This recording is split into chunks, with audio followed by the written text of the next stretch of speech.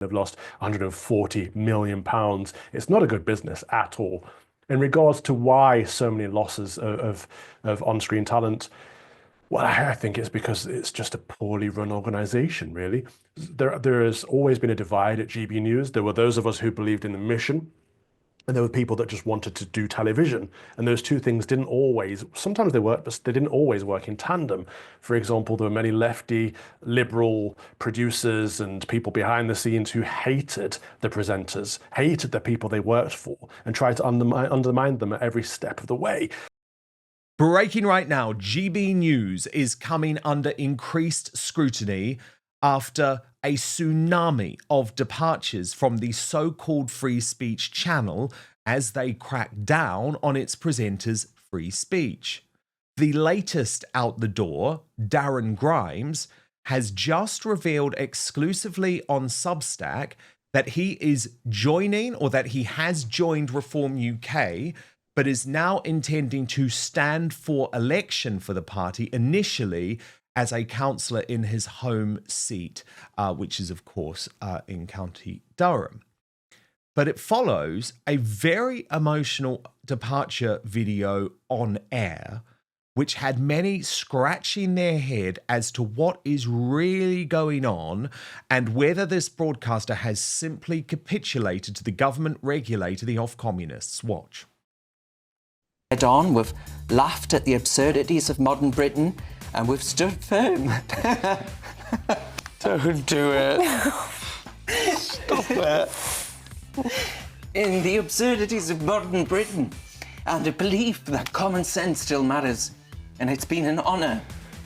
And I want to express my deep gratitude to this production team, the panel, and my colleagues, and above all, to you at home. Do you want me to read it? You can do it. You can do it. No, he can do this. The people that have tuned in, engaged, and made this journey totally worthwhile. I'm off to pursue personal projects, but the fight for free speech, for common sense, and for truth, it goes on and it must. So thank you from the bottom of my heart for watching, for supporting, and for standing up for values that matter. Now, Darren Grimes will actually be here on Outspoken for his first interview about the departure next week.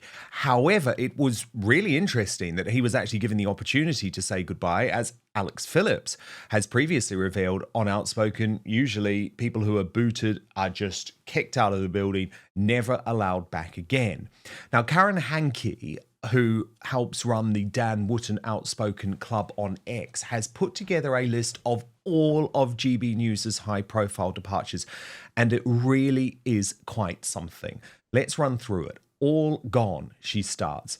Mark Stein, Kirsty Gallagher, Andrew Neil, Colin Brazier, Alex Phillips, Simon McCoy, Darren McCaffrey, Anaya Falora Naman, Gito Harry, Daisy McAndrew, Dominic Frisby, Rachel Sweeney, Rosie Wright, Mercy Maroki, Dahana Davidson, Becca Hudson, Isabel Oakshott, Paul Hawkins, Father Calvin Robinson, Lawrence Fox, Rhiannon Jones, Mark Longhurst, Arlene Foster, Pip Thompson, Dan Wootton, Liam Halligan, Ray Addison, Polly Middlehurst, Albiam Ancona, Esther McVeigh, Philip Davies, Alison Pearson, Andrew Doyle, Mark Dolan, Isabel Webster, Stephen Wolfe, Will Hollis, and now Darren Grimes. Extraordinary for a channel that has only been on air for 3 years. Let me bring in my superstar panel now, formerly of the GB News parish, Father Calvin Robinson, and the political consultant and Fox News contributor, Thomas Corbett Dillon. So, Father Calvin, it is truly astonishing, isn't it, when you look at that long list of departures. What do you think that's about? And Darren Grimes' departure, your verdict on that? The list was funny. I thought you got to the end and it kept going on. Or nearly 40 names in like 3 years. It's ridiculous. Not to forget that they've lost 110 million pounds in those 3 years as well. And by the end of this year, they'll have lost 140 million pounds. It's not a good business at all. In regards to why so many losses of on-screen talent, Well, I think it's because it's just a poorly run organization, really. There has always been a divide at GB News. There were those of us who believed in the mission, and there were people that just wanted to do television. And those two things didn't always, sometimes they worked, but they didn't always work in tandem. For example, there were many lefty, liberal producers and people behind the scenes who hated the presenters, hated the people they worked for, and tried to undermine them at every step of the way.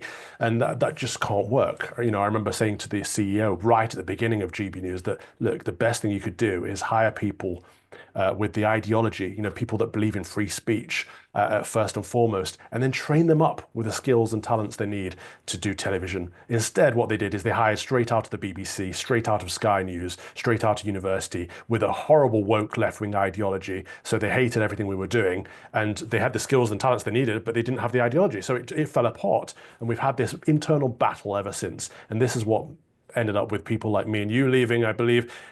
With Darren, you know, Darren got shafted before us, actually. He got fired before us over a scandal that turned out to be untrue. But the way he was treated was abysmal. And if that video you just played where he's crying on air, I know it's Darren, bless him. But this is because he's always wanted to do this. This has been his dream job and he's loved it. But they've treated him like crap every step of the way. Even after coming back, you know, they stifle what you can say, what you can talk about, who you can talk to. And it makes it impossible. So I'm not surprised that he's left and he's going to do his independent media, Darren Grimes Unleashed, which will be great because he was great on Unreasoned. He's always done good media work. He was with me at Defund the BBC way back when. I am surprised to hear that he's standing for reform in the local elections. That'll be interesting to see what happens there. And if he goes forward for parliamentary elections afterwards, he's got a profile. He could do, you know, could make a bit of an impact there. That would be interesting to see. I didn't have him down as a politician, but goodwill to him. I wish him the best. I really do. I don't wish GB News the best. I'm interested to see what happens as they implode, as they further pummel money into it that they cannot sustain.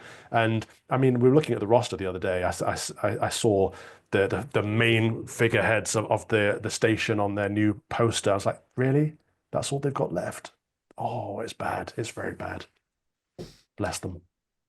Thomas Corbett-Dillon, how do you look at it from a perch in America, but knowing the British media as you do? Do you feel like GB News has capitulated and given in to the off-communist government censor? Because certainly, as someone who was there from day one, the change to the output has been astonishing. And I used to obviously come on air and I'd have my nicknames, you know, Slippery Starmer and Fishy Rishi, and the presenters are told now they can't do anything like that. You know, they want to be very kind to Labour and very kind to Starmer, and it feels like the Ofcom, I guess, very tough strategy with them has worked. But first, do you know that sleeping less than 6 hours per night doubles the risk of early death? Poor sleep is also linked to obesity, heart disease, high blood pressure, diabetes, depression, and a weakened immune system. Now, I've got to admit I've struggled with my sleep for quite a while. I've tried everything, but found it difficult to wind down and get to bed before 2 a.m. And I'm not alone. The CDC reports over 35% of adults in the US sleep less than the recommended 7 hours. Many sleep supplements contain melatonin and other ingredients that create dependencies, cause morning grogginess, and lose their effectiveness over time. So that's why I've started taking Evening Bean, which is a brand new product by Verso. After 3 years of perfecting the formula, they created a melatonin-free drink mix with clinically studied, patented ingredients. It's formulated to calm an active mind, help you fall asleep faster, stay asleep longer, and improve deep and REM sleep, all without creating dependencies or causing morning grogginess.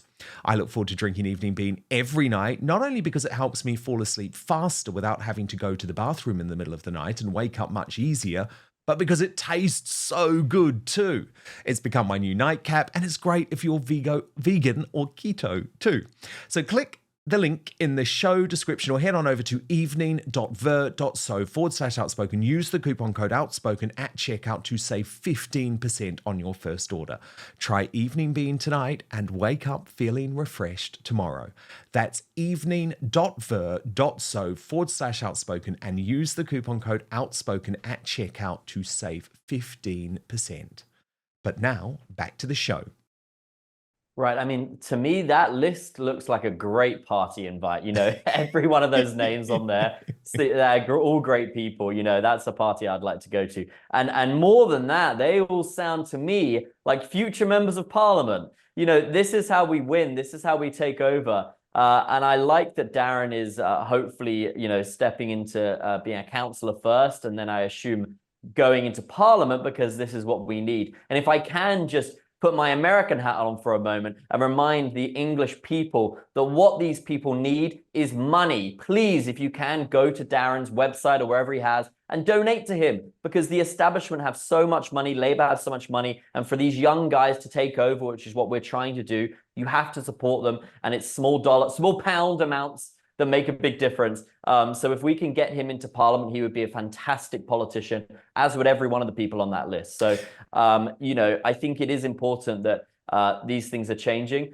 But it's crazy to me that, you know, there's a body that regulates the media and what you can say. That doesn't sound very free speech. You know, I saw Starmer in the Oval Office pushing back on JD, saying we have free speech in our country, and we've had absolute rubbish. You cannot say what you want to say, or this organization, no one knows who they are. Who is even running Ofcom? Who is behind the scenes at Ofcom? They're going to come in and get you banned and all this. It's outrageous.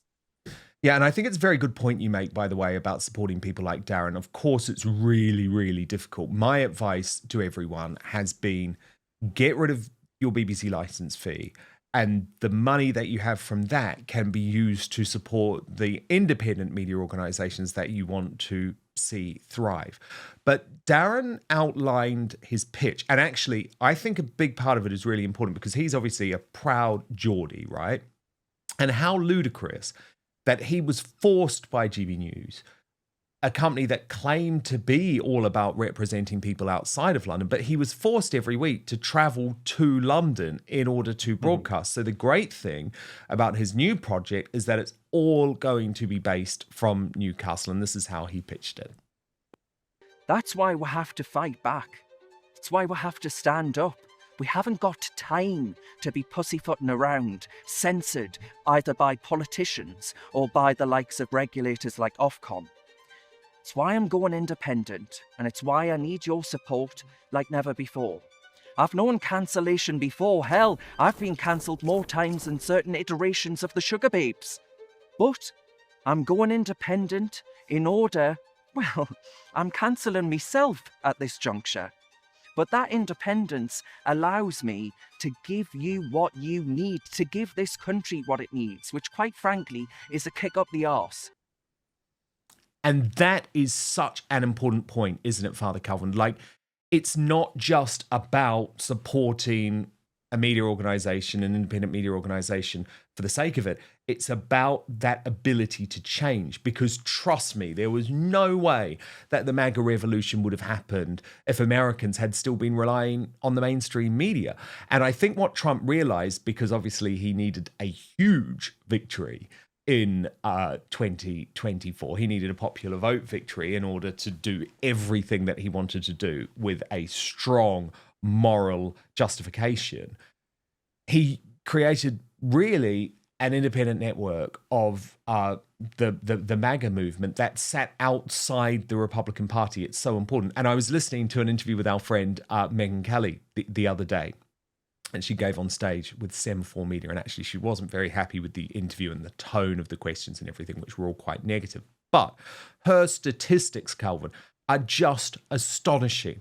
Last month, I think it was January, Megyn Kelly, one woman, got nearly as many views on YouTube than CNN, a 24-hour news network with a budget of billions. It's extraordinary.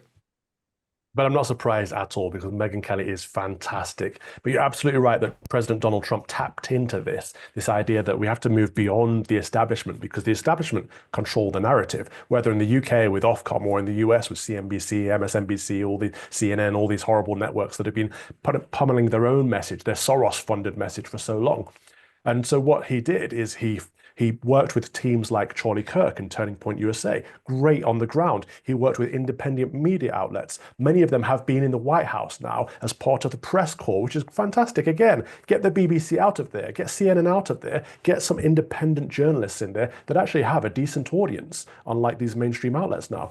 And so we're seeing a tide shift, and it's very purposeful here in the US because President Trump is a very smart man. He gets this. He gets that we're moving away from newspapers and television, and we're moving towards internet independent media, and they have a whole different audience. And this is one of the reasons he managed to win so magnificently, in that he worked with people on the ground with different audiences to get his voice heard. This is what we need in the UK. Unfortunately, it's more difficult in the UK because, of course, Ofcom are monitoring the airwaves, but also they're going to be monitoring the internet very soon. And so even free and independent networks in the UK are going to have Ofcom regulation. It's almost like we have to move outside of the UK, like Thomas and I have done, in order to have a voice. I'm hoping and praying that your voice doesn't get silenced at some point, Dan, because they are overreaching and they know that their power is slipping away. And so they're grasping at straws to hold on to it for as long as possible. And I know you'll fight against that. And there are many other people, Mahia Tusi and people like that will fight against it. But you shouldn't have to fight to have a free The Lotus press. Eaters too, obviously, where you have your Lotus, common sense. Lotus crusade. Eaters are fantastic. Yeah, but you're completely right, because what these people want to do, what the off-communists want to do, is they want to regulate the internet. Now, that's one of the reasons why I support Donald Trump and JD Vance so strongly. A lot of people ask me why, and it's like, literally, if Kamala Harris was in the White House, her and Keir Starmer at the moment would be stitching up every big media company, every big tech company, in order to force regulation. Now, Thomas, look, obviously it might be quite cringeworthy seeing people like Jeff Bezos and Mark Zuckerberg do a total 180 and bend the knee to Donald Trump. But I don't care, because if it means that their platforms move towards free speech, then all I can say is thank God. And Labour in this country, and Slippery Starmer with his censorship and empowering people like the off-communists, it is so out of step with what is going on in America. So I guess what's happening in America allows me to keep the faith, I guess, is what I'm trying to say.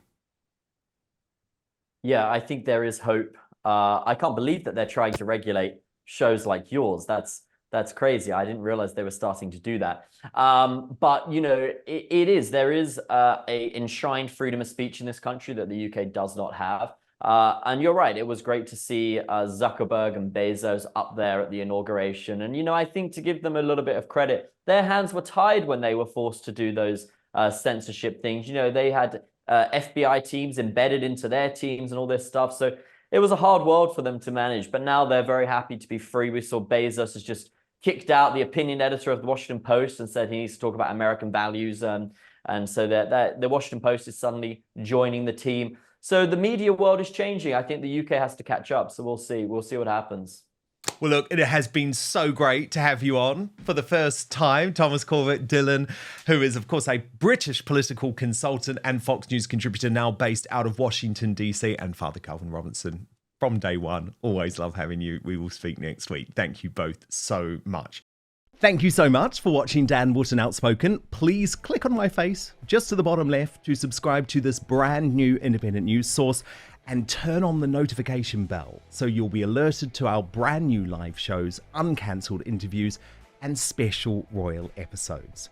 Outspoken is also now available as a podcast, so you can listen to the show every weekday on the go, wherever you are.